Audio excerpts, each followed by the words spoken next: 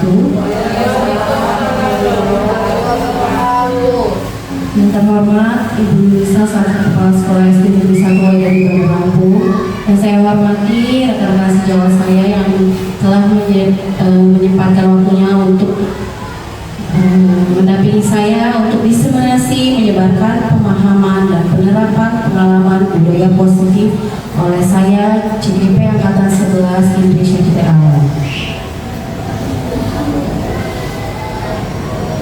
Nah, di sini saya ingin menjabarkan sedikit tentang budaya positif.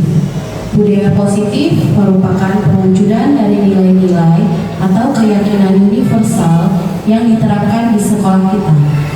Budaya positif dapat mendorong murid untuk mampu berpikir, bertindak, dan mencipta sebagai proses memerdekakan dirinya, sehingga murid mampu belajar untuk mandiri dan bertanggung jawab. Nah, konsep ini, budaya positif ini terdiri dari beberapa bagian. Yang pertama, perubahan paradigma belajar. Kemudian yang kedua, disiplin positif. Yang ketiga, kebutuhan dasar manusia. Yang keempat, motivasi perilaku manusia. Yang kelima, posisi kontrol guru. Apa saja posisi kontrol guru di sini? Kemudian yang keenam, keyakinan kelas, seperti yang mungkin Bapak Ibu sudah lakukan di kelas. Kemudian yang ketujuh, segitiga restitusi. Nah, di sini kita akan membahas sedikit tentang pembelajaran dengan paradigma baru. Kita sudah mengetahui ada profil pelajar Pancasila ya Pak Ibu ya. Yang pertama yaitu beriman dan bertakwa pada Tuhan Yang Maha Esa, kemudian dan berakhlak mulia. Kemudian yang kedua yaitu berkebinekaan global. Yang ketiga yaitu bergotong royong, kemudian mandiri, kreatif, dan bernalar kritis. Nah, itu merupakan profil pelajar Pancasila. Kemudian pembelajaran dengan paradigma baru merupakan pembelajaran yang dirancang berdasarkan prinsip pembelajaran berdiferensiasi, sehingga para peserta didik belajar sesuai kebutuhannya berdasarkan tahap pengembangan sesuai teori psikologi modern untuk mewujudkan yaitu profil pelajar Pancasila yang kita anut. Kemudian yang kedua yaitu disiplin positif, di mana di sini disiplin positif adalah pembiasaan hal yang baik, mencakup sikap atau perilaku maupun tutur kata oleh seluruh warga sekolah. Jadi bukan hanya murid saja, yaitu kita semua, guru, murid, kepala sekolah, serta seluruh warga yang berada di sekolah ini. Terutama bagi murid agar dapat berkembang menjadi pribadi yang kritis, mandiri, dan bertanggung jawab. Kemudian sebagai pendidik, tujuan kita adalah menciptakan peserta didik yang memiliki disiplin diri, sehingga mereka berperilaku mengacu kepada nilai-nilai kebajikan universal dan memiliki motivasi dalam diri menuju perubahan perilaku ke arah yang lebih baik. Yang ketiga yaitu kebutuhan dasar manusia. Kebutuhan dasar manusia ini merupakan sesuatu yang kita lakukan untuk mendapat apa yang kita inginkan. Seluruh tindakan yang kita lakukan memiliki tujuan. Semua usaha terbaik yang kita lakukan agar kebutuhan dasar kita ini terpenuhi. Nah, di sini ada beberapa kebutuhan dasar manusia. Nanti di next akan saya jelaskan kembali. Nah, di sini kebutuhan dasar manusia itu jadi ada 5 ya Bapak Ibu. Yang pertama yaitu bertahan hidup. Apa saja sih kita untuk mempertahankan hidup ini? Apa saja yang kita perlukan? Yang pertama makanan, kemudian pakaian, tempat tinggal, keamanan serta kesehatan. Kemudian yang kedua, kasih sayang dan rasa diterima. Rasa diterima, diperdulikan, berbagi dengan sesama, kemudian kerjasama, dan menjadi bagian dalam sebuah kelompok. Jadi kita nggak bisa hidup masing-masing, tidak berdampingan dengan orang lain. Kemudian yang ketiga, penguasaan, yaitu harga diri, keinginan untuk kita dianggap orang lain, selanjutnya memimpin, berprestasi, diakui dan didengar oleh orang lain. Kemudian kita memiliki kebutuhan dasar kebebasan, di mana kita dituntut untuk mandiri, memiliki pilihan, mencoba hal-hal baru, dan mampu mengendalikan arah diri sendiri, kita mau dibawa kemana. Yang terakhir yaitu kesenangan. Kebanyakan anak-anak ini mencari kebutuhan dasar yaitu kesenangan, misalnya untuk bermain, untuk mereka tertawa bersama teman-temannya, kemudian untuk antusias, untuk mereka berhumor.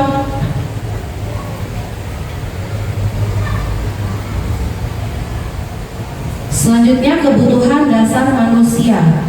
Nah, di sini terbagi menjadi 3, yaitu hukuman, konsekuensi, dan restitusi. Yang pertama hukuman, tidak terencana serta tiba-tiba. Kemudian murid tidak tahu apa yang terjadi dan bersifat satu arah. Hukuman ini dapat berupa hukuman fisik dan hukuman psikis. Kemudian yang kedua yaitu konsekuensi. Konsekuensi di sini ini terlaksana dengan terencana atau disepakati sesuai dengan peraturan. Kemudian murid tetap dibuat tidak nyaman.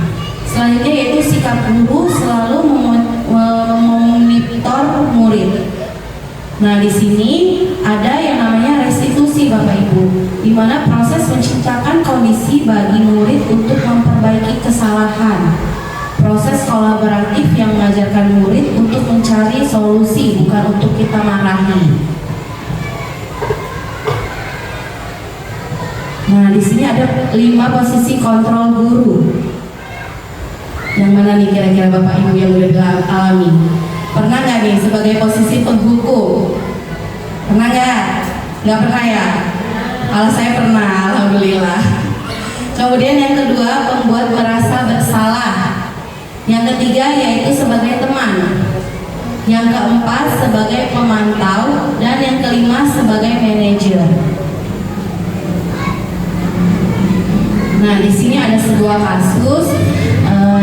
Ada murid yang bernama Adi yang datang terlambat hadir di sekolah. Kalau kita posisi sebagai penghukum, pasti nada suara kita itu akan tinggi. Kemudian kita melotot. Selanjutnya mungkin kita akan menunjuk anak itu, menghardik anak itu dengan kata-kata seperti ini: terlambat lagi, pasti terlambat lagi, atau selalu datang terlambat. Kemudian kapan bisa datang tepat waktunya. Kemudian kita harus menanyakan nih kepada diri kita, bagaimana sih perasaan murid bila guru berbicara seperti itu pada murid yang datang terlambat. Nah, hasil yang didapat kemungkinan murid akan marah dan dendam kepada kita sebagai guru. Kemudian bisa jadi sesudah terlambat kembali duduk, murid tersebut akan mencoret-coret bukunya atau mencoret-coret mejanya. Kemudian lebih buruk lagi kejadiannya, yaitu sepulang sekolah murid melihat motor atau mobil bapak ibu, mereka akan mencoretnya dengan paku. Mungkin itu yang akan dilakukan oleh murid. Kalau murid SD mungkin enggak, mungkin ya, kemungkinan di jenjang yang lebih tinggi lagi. Nah, selanjutnya posisi kontrol guru yaitu membuat merasa bersalah, di mana nada suara memelas, halus, sedih. Kemudian bahasa tubuh kita itu merapat pada anak lesu. Misalnya, Adi, kamu ini bagaimana? Kamu sudah berjanji dengan ibu tidak akan datang terlambat lagi. Kamu kenapa ya senang sekali mengecewakan ibu? Ibu benar-benar kecewa sekali. Nah, gimana sih perasaan murid jika kita tegur seperti itu? Hasilnya, murid akan merasa bersalah. Bersalah telah mengecewakan ibu atau bapak gurunya. Kemudian murid akan menjadi orang yang merasa gagal, tidak sanggup membahagiakan orang lain. Kadang-kadang sikap seperti ini lebih berbahaya dari sikap menghukum, karena emosi akan tertanam rapat dalam diri murid yang menahan perasaan. Tidak seperti murid dengan guru penghukum, di mana murid biasa menumpahkan amarahnya walaupun dengan cara negatif. Kemudian murid tertekan seperti inilah yang tiba-tiba meletus amarahnya dan bisa menyakiti diri sendiri atau orang lain. Ngantuk Bapak Ibu? Ya, kita ice breaking dulu ya.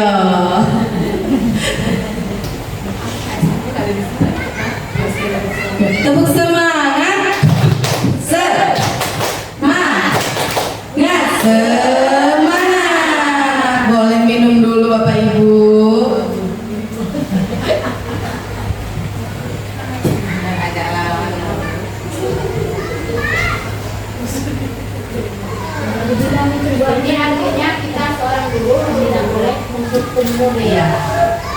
ada cara supaya murid ini bisa merubah sikap mereka. Kita lanjut lagi ya. Nah, di sini ada posisi kontrol sebagai teman, di mana nada suara ramah, akrab, dan bercanda, serta bahasa tubuh merapat pada murid dan dengan senyum-senyum jenaka. Biasanya ini Bu Iin yang seperti ini. Nah, contohnya misalnya Adi, ayolah bagaimana sih kamu? Kemarin kan udah janji nih dengan ibu, kenapa terlambat lagi? Biasanya Bu Iin seperti itu, ya kan? Ya. Kemudian ya sudah, tidak apa-apa, duduk dulu sana. Nanti ibu guru bantu ya. Nah, bagaimana perasaan murid jika sikap guru seperti itu? Hasilnya itu murid akan merasa senang dan akrab dengan guru ini. Itu termasuk dampak yang positif. Hanya saja di sisi negatif, murid bisa mengandalkan guru tersebut untuk membantunya.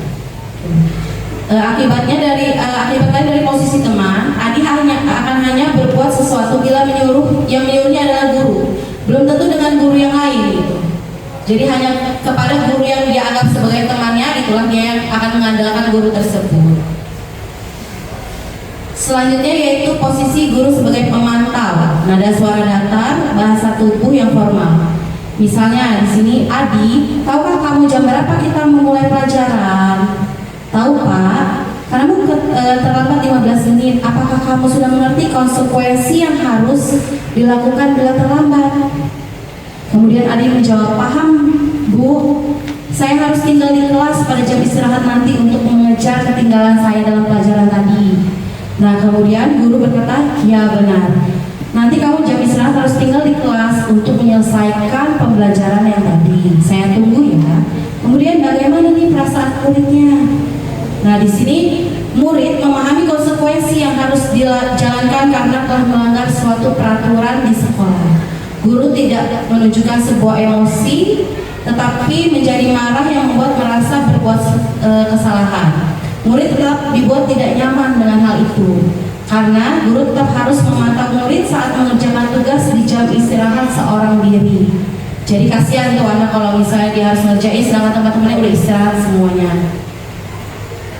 Nah, di sini ada posisi guru sebagai manajer, nada suara tulus, bahasa tubuh tidak kaku, dan mendekat kepada murid.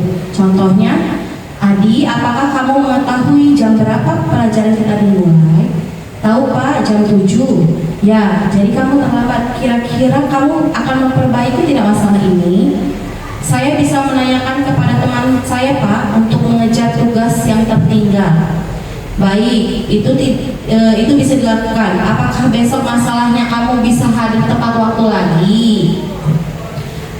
Tidak Pak, saya bisa hadir tepat waktu. Baik, saya menunggu hasil usaha perbaikan dari diri kamu. Bagaimana perasaan murid jika kita melakukan seperti itu?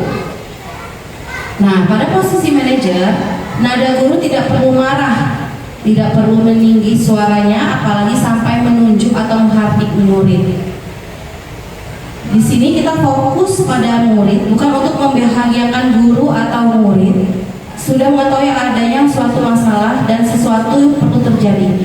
Bila guru mengambil posisi sebagai pemantau, guru akan melihat apa konsekuensinya dan peraturannya. Namun kalau kita bersikap sebagai manajer, guru akan memberikan tanggung jawab kembali kepada murid. Apakah bisa mencari jalan keluarnya? Tentunya dengan bimbingan kita sebagai guru.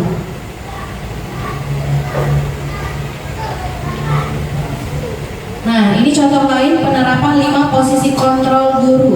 Kasusnya murid tidak mengerjakan tugas yang diberikan oleh guru. Kalau sebagai penghukum, kita dapat di sini berdiri dengan sebelah kaki di depan kelas, biasanya seperti itu. Kemudian kalau misalnya sebagai pembuat merasa bersalah, kita bisa berkata-kata, kesekian kali ibu sudah ingatkan. Kamu senang ya melihat ibu terus-terusan bertindak seperti ini? Itu kita sebagai pembuat merasa bersalah. Kemudian kalau kita sebagai posisi kontrol dulu, yaitu sebagai teman, ayo dong nak, kerjakan dong nak tugasnya. Nanti kalau sudah selesai tugasnya kita bermain deh, biasa kayak gitu. Nah, kemudian sebagai pemantau, kamu sudah melakukan kesalahan dan mengetahui konsekuensinya. Nah, sekarang segera selesaikan dan kalian kumpulkan mengerjakan tugas yang sudah Ibu berikan kepada kalian. Nah, dia berbeda nih kalau misalnya sebagai manajer. Apakah kamu sudah mengetahui kesalahanmu? Keyakinan sekolah apa yang kamu langgar, nak? Dan apakah kamu mampu menyelesaikan tugas yang Ibu berikan? Biasanya kita akan berkata seperti itu. Coba nih Bapak Ibu, saya mau tanya dulu ya. Posisi kontrol apakah aku? Saya, tadi kan ada 5 ya. Penghukum, pembuat merasa bersalah, pemantau, teman, dan manajer. Nah, kalau misalnya kata-kata yang kita keluarkan, saya kecewa sekali dengan kamu, kira-kira apa? Membuat merasa bersalah. Ada yang lain? Kita cek ya. Oke, benar. Terima kasih, Desi. Jadi di sini kita posisi kontrolnya yaitu membuat merasa bersalah. Selanjutnya, posisi kontrol apakah aku? Kamu tidak benar melakukannya. Sekarang keliling lapangan 3 kali. Penghukum. Coba kita lihat. Oke, sebagai penghukum ya. Kemudian posisi kontrol apakah aku? Kira-kira bagaimana kamu akan memperbaiki masalah ini? Pemantau. Coba kita lihat. Manajer. Bu Messi tadi udah mau jawab, nggak berani. Posisi kontrol apakah aku? Ayo lakukan demi Bapak atau Ibu guru. Teman ya? Jeng jeng jeng. Benar, teman di sini ya. Posisi kontrol apakah aku? Kamu terlambat 15 menit. Apakah kamu sudah mengetahui konsekuensinya bila dilakukan yang dilakukan dengan terlambat? Mantap. Oke, terima kasih Bu Berti. Benar jawabannya. Nah, di sini kita lanjut ya. Boleh sambil minum ya Bapak Ibu. Di sini ada keyakinan kelas. Mungkin Bapak Ibu sudah membuat keyakinan kelas di kelasnya masing-masing. Nah, kenapa di sini bukan peraturan kelas saja? Mengapa harus keyakinan kelas? Biar yakin, Bu. Oke, nggak apa-apa. Jadi keyakinan kelas ini kenapa nggak peraturan? Karena kalau peraturan itu tadi bersifat kalau peraturan itu hanya satu arah. Jadi misalnya saya seorang guru. Nah, besok kita aturan kelasnya nggak boleh datang terlambat. Pokoknya nggak boleh datang terlambat ya, Nak, ya. Nah, itu sebagai peraturan. Jadi hanya dari saya sendiri satu arah. Tapi kalau keyakinan kelas, kita bersama anak murid membuat sebuah kesepakatan bersama. Jadi misalnya hari ini kesepakatan kita apa? Keyakinan kita apa, Nak, di kelas? Misalnya, Bu, nggak boleh datang terlambat, Bu. Nah, di situ kita bisa tuliskan tidak boleh datang terlambat. Nah, di sini keyakinan kelas merupakan kesepakatan kelas yang diyakini bersama guru dan murid. Dengan harapan dapat meningkatkan kedisiplinan murid. Selanjutnya, keyakinan kelas berupa pernyataan universal dibuat dalam bentuk positif dan bersifat abstrak. Keyakinan kelas hendaknya tidak terlalu banyak sehingga mudah diingat dan dipahami. Semua warga kelas ikut berkontribusi dalam pembuatan keyakinan kelas lewat kegiatan mengutarakan pendapat. Jadi kita bersama anak murid itu kita kumpulkan, kemudian kita tanya nih, misalnya apa saja, Nak? Pasti anak itu akan menjawab, ini Bu, nggak boleh datang terlambat. Nah, itu kita ubah dulu ke kalimat positif yang baik, yaitu datang tepat waktu, boleh. Nah, datang tepat waktu itu apa? Termasuk apa? Disiplin. Maka kita tulis keyakinan kelas kita itu disiplin. Gitu. Nah, di sini bagaimana membuat keyakinan kelas? Yang pertama lebih abstrak dari peraturan. Kemudian yang kedua berupa pernyataan universal. Yang ketiga dibuat dalam kalimat positif. Kemudian yang keempat sedikit saja namun mudah diingat. Yang kelima sesuai dengan kondisi kelas dan sekolah agar mudah kita terapkan. Yang keenam yaitu semua warga kelas sekolah dilibatkan dalam pembuatannya. Nah, coba kita tentukan keyakinan dari peraturan berikut. Yang pertama, selalu kembalikan buku ke tempatnya. Di sini merupakan tanggung jawab. Jadi boleh kita tulis keyakinan kelas kita itu yaitu tanggung jawab. Kemudian yang kedua, dilarang mengganggu orang lain. Nah, di sini keyakinan kelasnya yaitu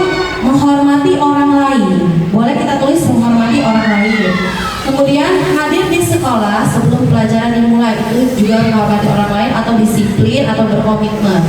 Kemudian dilarang melakukan kekerasan. Nah, di sini bisa menghormati orang lain atau keselamatan. Selanjutnya dilarang merokok di lingkungan sekolah, bisa kita tulis untuk kesehatan. Kemudian bergantian atau menunggu giliran. Di sini menghormati orang lain dan bersabar. Selanjutnya itu jangan berlari di kelas atau koridor. Ini untuk keselamatan dan keamanan. Kita lanjut ya.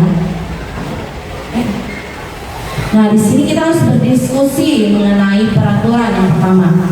Kemudian merumuskan peraturan tersebut menjadi keyakinan dan menempel keyakinan kelas yang telah disepakati. Nah, kalau bisa Bapak Ibu membuat keyakinan kelas itu harus dimodifikasi atau dibuat seindah semenarik mungkin agar anak-anak itu selalu ingin membaca keyakinan kelas yang ada di kelas kita.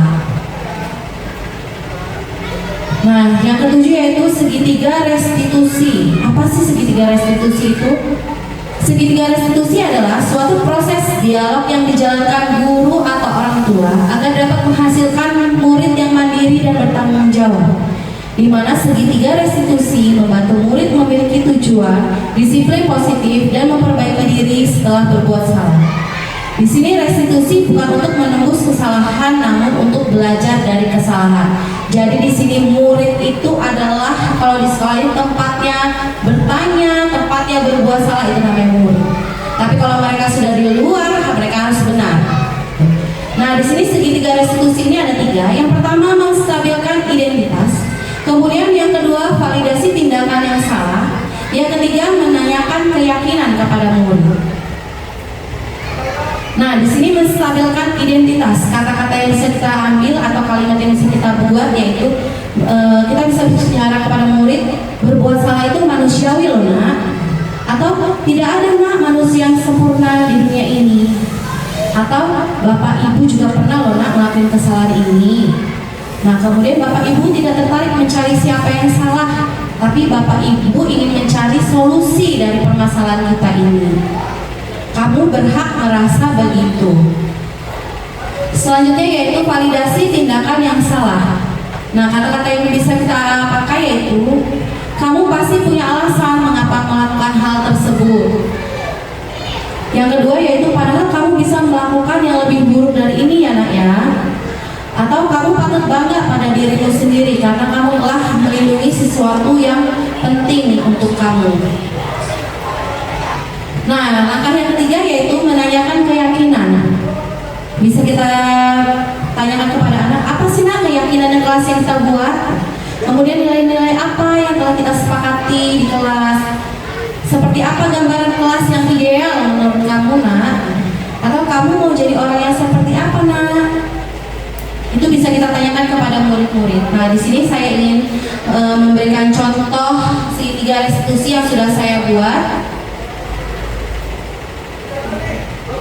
Di sini ada kasus siswa kerap terlambat masuk kelas sebelum istirahat. Setelah istirahat. Nah, istirahat. Assalamualaikum warahmatullahi wabarakatuh. Kemudian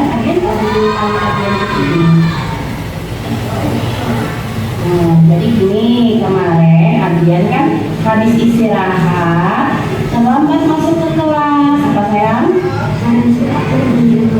Oh, jadi Adian kemarin bermain sama teman di luar. Nah, Bu Guru kan sering tuh bilang kalau misalnya sesudah istirahat, Adian harus masuk ke kelas. Kira-kira nih kita udah pernah nih ngadain keyakinan kelas. Nah, keyakinan kelas kan ada 5 yang kita buat kemarin. Kemarin ada yang menghormati teman, udah tidak memuasakan pada tempatnya, ada yang disiplin. Kira-kira Adian itu melanggar yang mana? Oke, Adian bilang disiplin. Jadi Adian melanggar keyakinan kita yang disiplin ya, karena seharusnya Adian itu masuk ke kelas dengan tepat waktu. Nah, mulai besok kalau Adian mau izin ke kantin boleh, tetapi kalau sudah ke kantin Adian kembali lagi segera ke kelas ya. Bisa? Benar.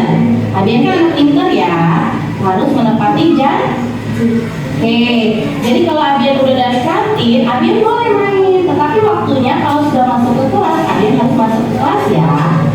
Oke, sekian saja Ibu.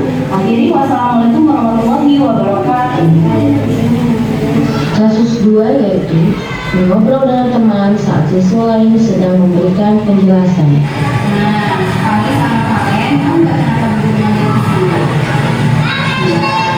Jadi, berhubungan dengan sini karena waktu pembelajaran kemarin kan ada orang yang ngomong, tapi kalian sama kami malah nah kira-kira kenapa kalian bahas apa sih? Mau bahas tentang padahal sekarang di kelas ada kegiatan masuk, kira-kira kami sama kalian melanggar yang mana sih? Misalnya mana kegiatan masuk tidak membawa sampah pada tempat. Nah, kemudian tidak boleh ribut, kemudian menghargai. Nah, kira-kira melanggar yang mana? Iya, berarti tidak menghargai teman ya. Ketika namanya itu kami sampaikan ngobrol. Kira-kira itu bagus nggak bagus? Iya. Jadi solusi yang diberikan harus sama lain. Kalau misalnya ada teman-teman lagi, tidak boleh nih harus menghargai. Nah, bisa. Jadi itu jadi janji ya. Bisa janji? Oke? Iya? Oke, udah. Selamat sekarang kembali ke kelas kalian masing-masing ya. Terima kasih.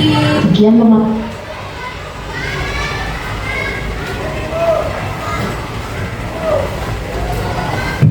Nah, jadi itu sedikit contoh dari segitiga restitusi yang sudah saya lakukan di sekolah. Nah, misalnya nih Bapak Ibu, pasti kita pernah ya anak-anak datang terlambat. Itu kita nggak boleh langsung pulang nak. Itu nggak boleh di situ. Nah, kita panggil pelan-pelan.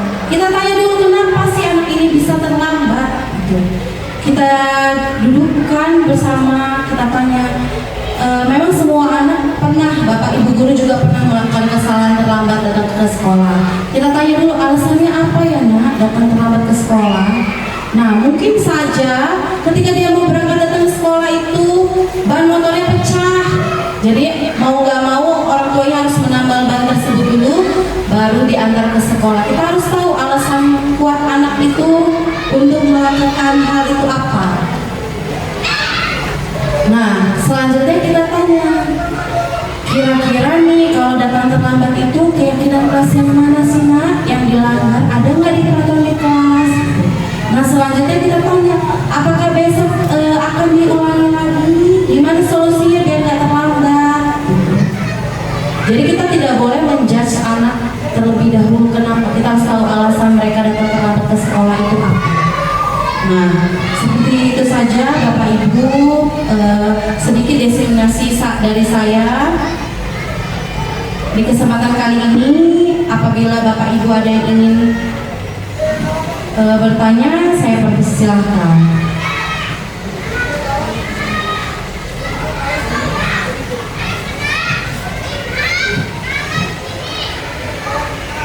Oh iya, mungkin silakan.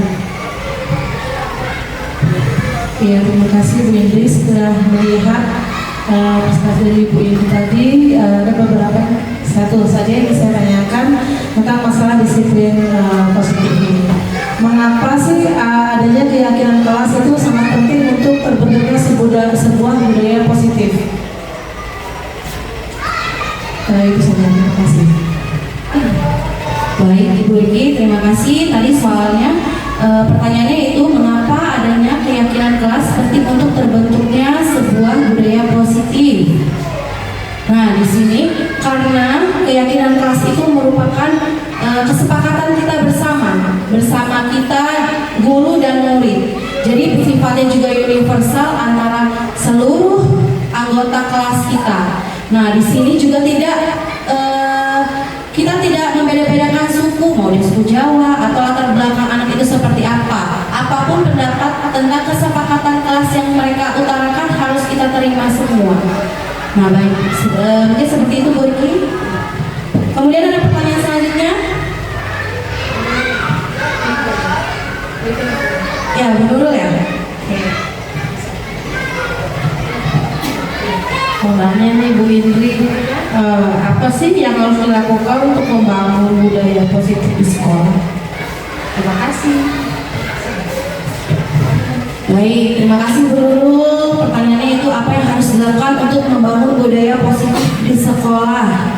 Ya, yang pertama yaitu kita harus mengenal sifat dulu dari murid-murid kita. Kemudian kita harus membuat kesepakatan kelas bersama anak murid.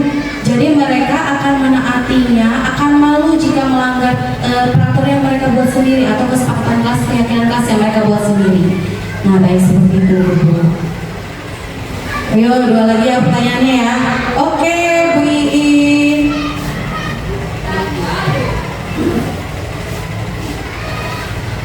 Saya mau bertanya ya Bu Indri, mengapa penting untuk menciptakan lingkungan yang nyaman bagi budaya sekolah yang positif? Kalau nggak nyaman gimana Bu Indri?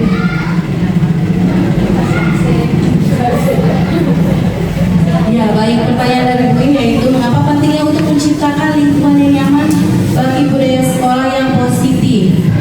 Nah, di sini kenapa sih kita harus menciptakan rasa nyaman dan aman lah kepada anak murid kita? Karena prinsipnya kita di sini yaitu pembelajaran dengan berpihak kepada murid. Kalau misalnya di sekolah ini mereka merasa tidak aman, tidak nyaman, gimana pembelajaran tersebut akan berada di berpihak pada murid? Jadi kita harus menciptakan suasana yang berbudaya positif sehingga pembelajaran itu akan berpihak kepada murid dengan lancar dan nyaman. Baik, satu lagi pertanyaan, boleh? Oh, Bu ini, oke.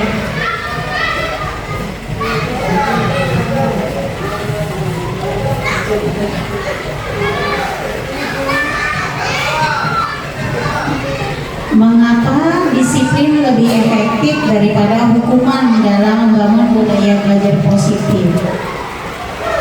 Itu saja Bu Indri.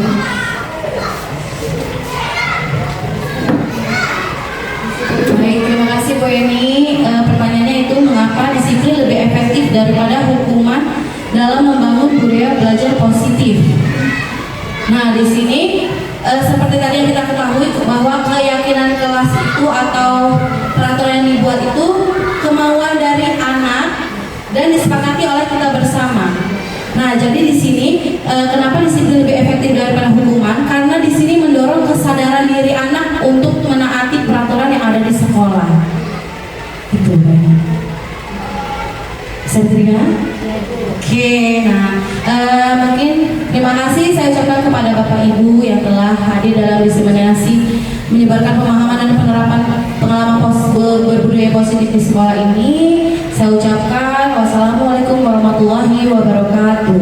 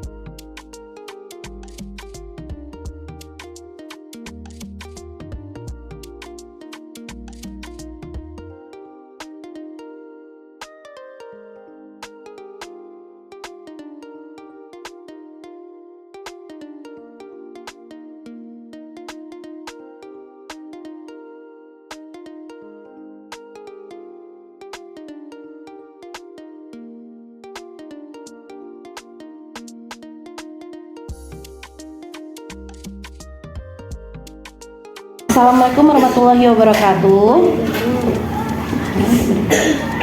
Abian tahu nggak kenapa Bu Guru panggil Abian ke sini?